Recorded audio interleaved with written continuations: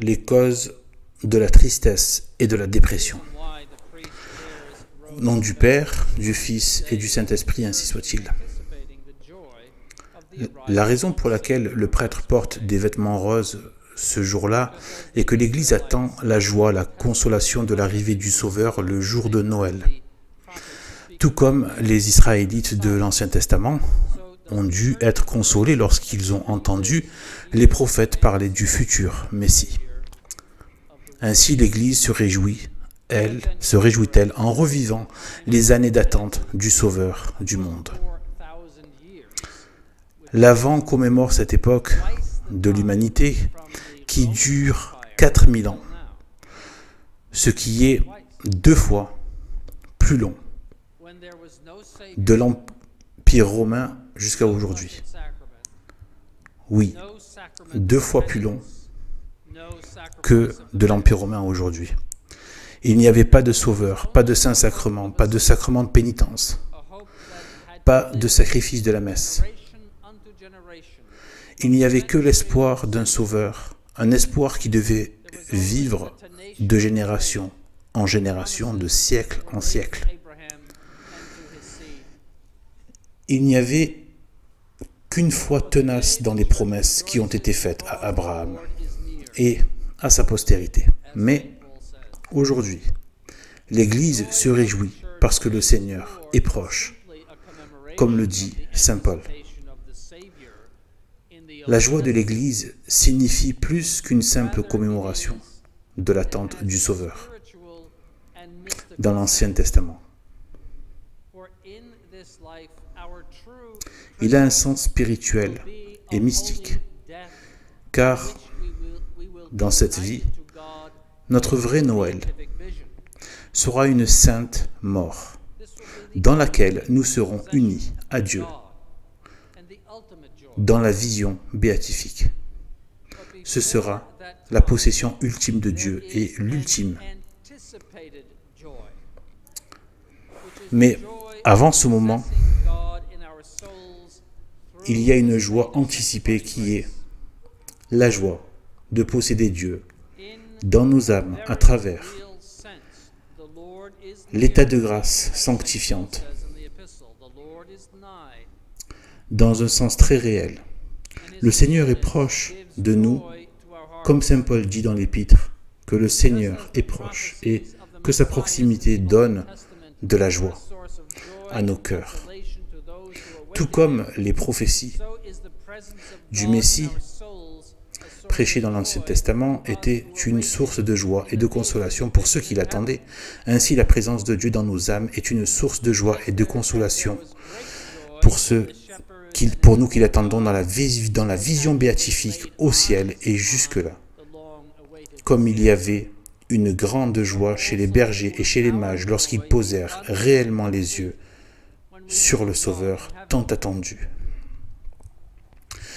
Ainsi, notre joie sera abondante et complète lorsque nous voyons Dieu, lorsque nous verrons Dieu au ciel.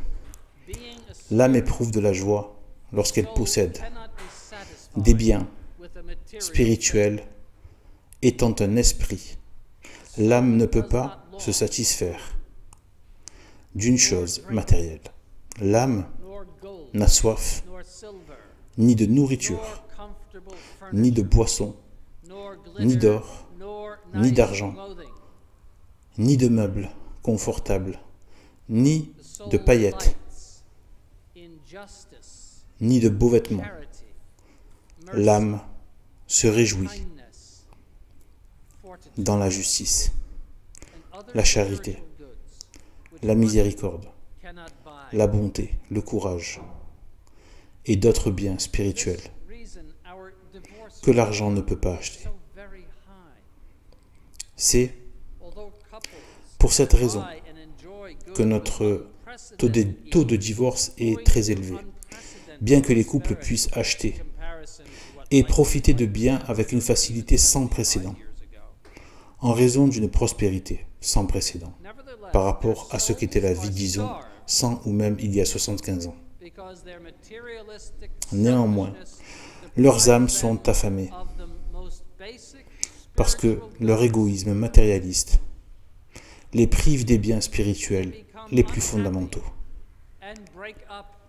Ils deviennent malheureux. Et ils deviennent malheureux et ils se séparent. Ou leur concupiscence pour la chair est si forte et intempérante que leurs relations sont entièrement basées sur la chair et leurs âmes sont affamées, même des joies spirituelles les plus fondamentales, de l'amitié humaine. L'âme est aveugle au plaisir matériel et charnel et aspire à ces biens spirituels dont j'ai parlé. Saint François de Sales utilise l'image d'un petit bébé qui ne se soucierait pas du collier de bijoux précieux, diamants et émeraudes, etc., qui serait accroché au cou de sa mère, mais qui s'intéresserait à une seule chose qui lui appartient, le lait maternel. Il est aveuglé par les bijoux, les choses inutiles. Qu'est-ce que c'est? Le collier pourrait coûter 100 000 $.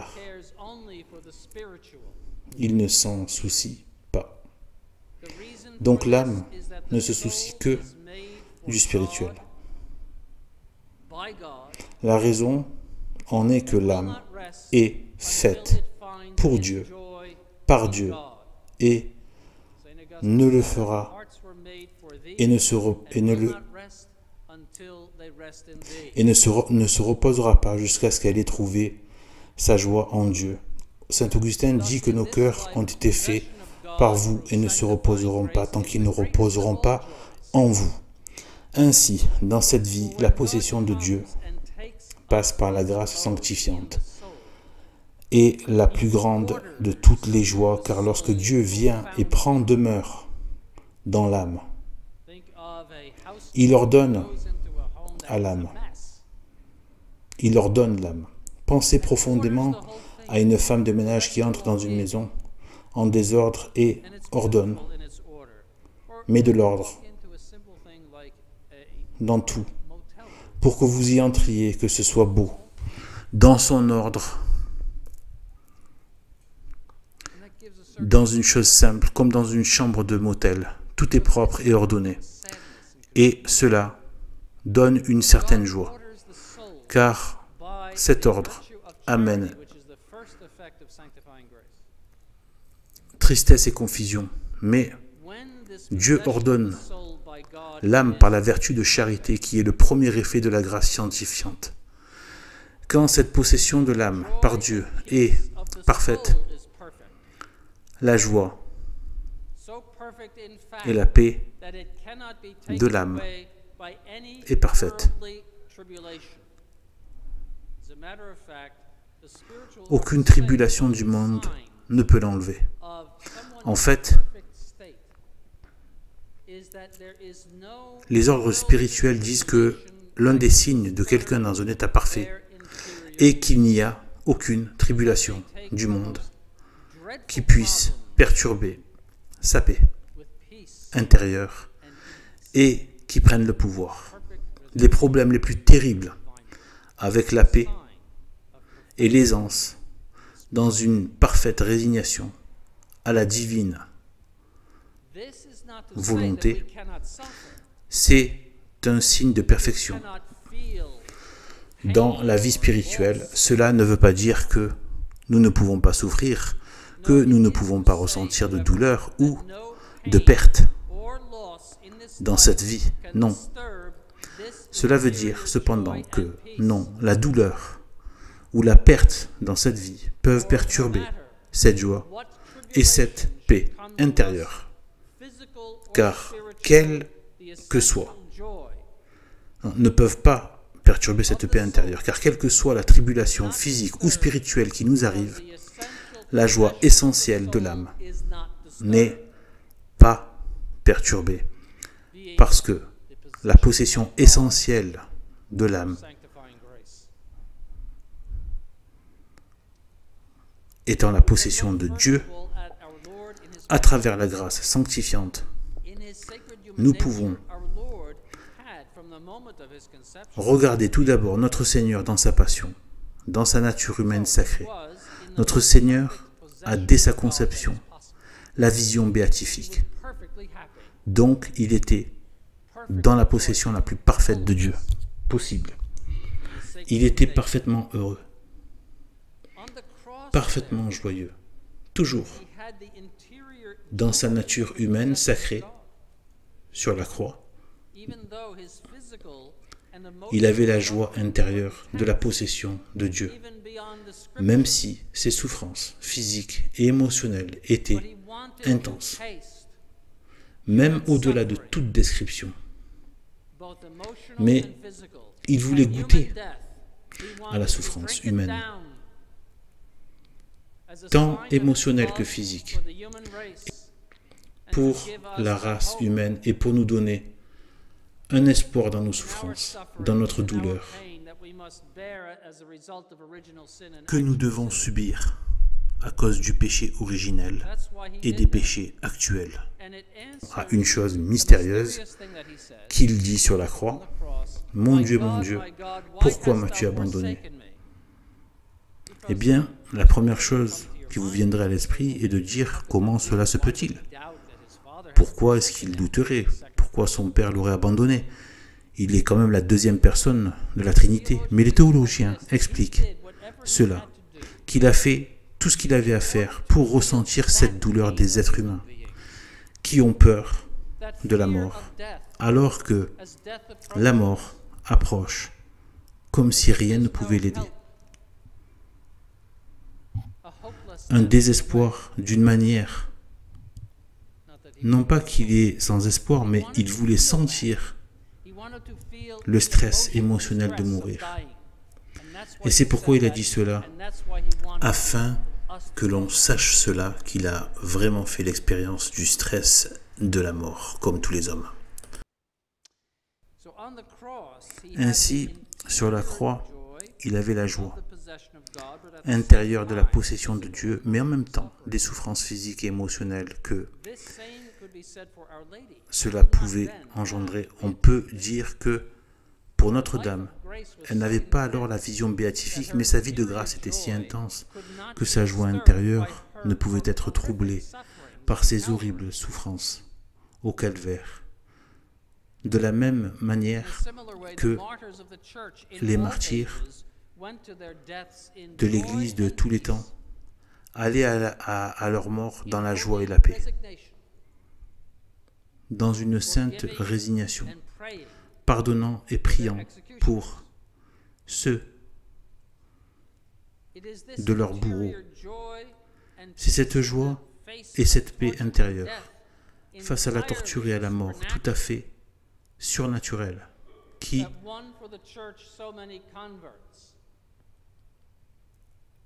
qui a fait pour l'Église tant de convertis chez les anciens Romains, qui étaient habitués à la violence et au sang, chose sanglante, à la cruauté et à l'amour de la mort. Alors, quand ils ont vu des chrétiens se faire manger par des lions, c'était simplement un divertissement pour eux. Mais ce qui a mis la Rome antique à genoux, c'est la joie et la paix de ces gens alors qu'ils étaient mangés par des lions. Qu'est-ce que ces gens ont que je n'ai pas? Pourquoi n'ont-ils pas peur? Pourquoi meurent-ils dans la joie, en paix? C'est ce que la Rome païenne, convertie, endurcie par le péché, et la débauche, la cruauté et la soif de sang, endurcie dans leurs âmes, ils ont été mis à genoux par cela. Et pensons aux religieuses de Campanie pendant la Révolution française. Un exemple que j'ai déjà mentionné dans des sermons, c'était des religieuses carmélites, contemplatives. Et elles ont été accusées, ce gouvernement révolutionnaire malade et fou, de comploter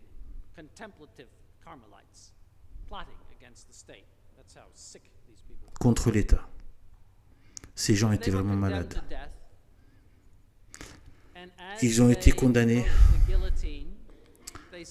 et à l'approche de la mort, quand ils s'approchaient de la guillotine, ils ont chanté le Salve Regina. Et un témoin a dit que c'était comme s'ils montaient sur le jour de leur mariage avec la même joie et la même paix qu'une mariée le jour de son mariage. C'est ce que la guillotine ne peut pas toucher. Elle ne peut pas s'approcher de l'âme dans cet état. Cela n'a rien à voir avec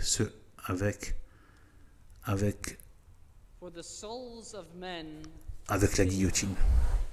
Car les âmes des hommes voient dans cette joie et cette paix surnaturelle qui sont très étroitement liées quelque chose dont elles désirent profondément, que les gens deviennent dégoûtés et fatigués des choses matérielles, parce qu'ils savent au fond de leur cœur qu'ils sont des esprits. Leur principe fondamental est une âme. Mais quelqu'un pourrait dire que je mène une bonne vie, je pense que je suis dans l'état de grâce sanctifiante, mais pourtant je suis souvent troublé et triste. La raison en est que votre vie spirituelle n'est pas parfaite, mais est ternie par les attachements du monde. Car là où se trouve le monde, on trouvera aussi de la tristesse. Car les joies spirituelles qu'offre le monde sont si pauvres et si éphémères que l'âme ne connaît qu'un bonheur momentané qui doit être constamment comblé par un autre. Même le plus grand des bonheurs est celui de trouver un conjoint, un époux, une épouse qui rencontre souvent une grande tristesse et qui finit souvent dans une grande tristesse parce que les êtres humains sont si faibles, si inconstants, si pleins d'amour-propre qu'ils échouent souvent ce qu'ils devraient être, et tant de mariages sont remplis de déceptions. Je ne savais pas que ce serait comme ça, que beaucoup d'autres mariages se rompent parce qu'il n'y a rien là, il n'y a rien. C'est le monde. Tout ce que le monde offre est condamné à mort, à la mort, et à un compte à rebours dessus. Tout ce qui est bon ne dure pas, et souvent, cela devient mauvais. Que ce soit le frisson de l'achat d'une nouvelle voiture, ou la fascination pour un nouveau gadget, ou l'excitation d'une nouvelle maison, ou de nouveaux meubles, ou l'ivresse des plaisirs de la chair, ou le ravissement de gagner ou d'avoir de l'argent. L'âme tire si peu de ses plaisirs mondains qu'elle se retrouve dans un état presque constant de recherche et de découverte. Il y a toujours plus d'argent à gagner. Il y a toujours plus de plaisir charnel à avoir.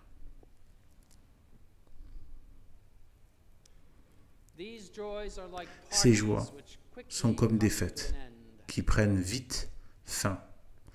Donc, si vous avez de la tristesse, c'est parce que vous êtes peut-être envieux ou parce que vous désirez des plaisirs illicites ou parce que vous aimez trop les choses matérielles ou que vous vivez pour le respect, pour le respect humain ou parce que vous attendez trop de votre conjoint ou de vos amis ou parce que vous aimez vos relations humaines plus que votre relation avec Dieu ou que Vous aimez manger des aliments sans goût. Vous désirez remplir votre esprit des distractions insipides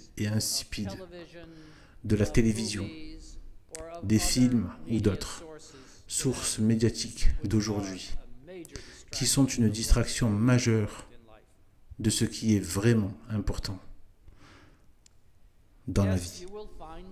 Oui, vous trouverez de la tristesse et parfois une tristesse amère, car ces désirs ne peuvent que rencontrer des réalisations qui assurément vous feront vite défaut pour découvrir la joie intérieure de paix de Noël que nous anticipons aujourd'hui. Dans la joie tamisée du dimanche Gaudete, qui signifie dimanche réjouis-toi, signifie la chose de se détacher davantage du monde. Nous adorerons l'enfant Jésus dans une étable et remarquerons qu'il aurait pu naître à Nazareth, dans sa maison, mais il choisit un plus grand détachement et un plus grand désir de détachement pour braver le long du voyage à Dodane jusqu'à Bethléem, peut-être 50 ou 60 kilomètres ou plus, ce qui est un long chemin à cette époque. Quiconque dirait que ma femme s'attendait à ce qu'elle bouge pendant qu'elle était enceinte et devoir se déplacer.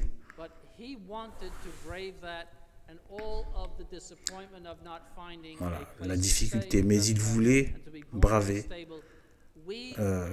cela, le faire quand même, et ne même pas trouver de logement à Bethléem, et de finir dans une étable où nous irons adorer cet enfant. Notre joie sera de nous détacher du monde et de nous attacher davantage à Dieu. Si vous êtes dans cet état de péché mortel, à Dieu ne plaise, alors c'est le moment de regretter vos péchés et de vous confesser. Et même l'espérance du pardon dans ce sacrement est une cause de votre joie. Même maintenant l'espérance, parce que l'espérance apporte la joie. Si vous menez une bonne vie et que vous êtes dans l'état de grâce sanctifiante, alors demandez la grâce de vous détacher davantage du monde et des choses du monde, afin que votre amour soit parfait et votre joie pleine. Au nom du Père et du Fils et du Saint-Esprit. Amen.